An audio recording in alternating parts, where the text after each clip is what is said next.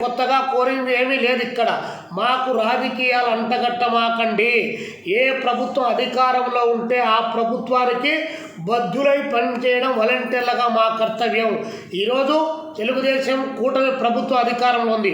మీ ప్రభుత్వం ఏ ఆదేశాలు చెప్పితే ఆ ఆదేశాలు మోసుకొనిపోయి ప్రజల్లో వివరిస్తాం. గతంలో వేరే ప్రభుత్వం ఉంది, ఆ ప్రభుత్వ విధానాలు మోసుకొనిపోయి ప్రజల్లో వివరించాం.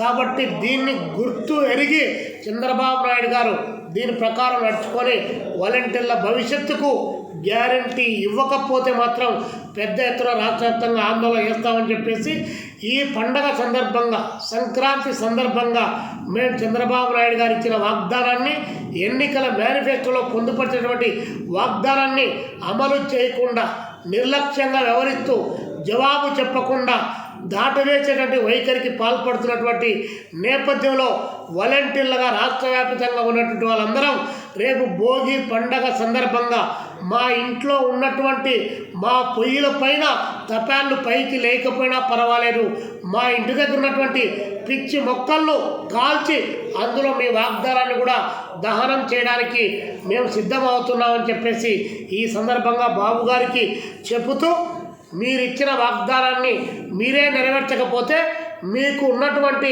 అత్యంత మంచి పేరు ఏదైతే ఉందో మాట చెబుతాడు, మడవ తిప్పుతాడు. ఏ వాగ్దానం నెరవేర్చడనేటువంటిది ఉందో అది అక్షరాల నిజం చేయొద్దని చెప్పేసి మేము చెప్తా ఉన్నాం. చంద్రబాబు నాయుడు గారు చెప్పినటువంటి మాటలను ఇప్పుడు మంత్రివర్గ సభ్యులు వేరే పద్ధతిలో మాట్లాడుతున్నారు.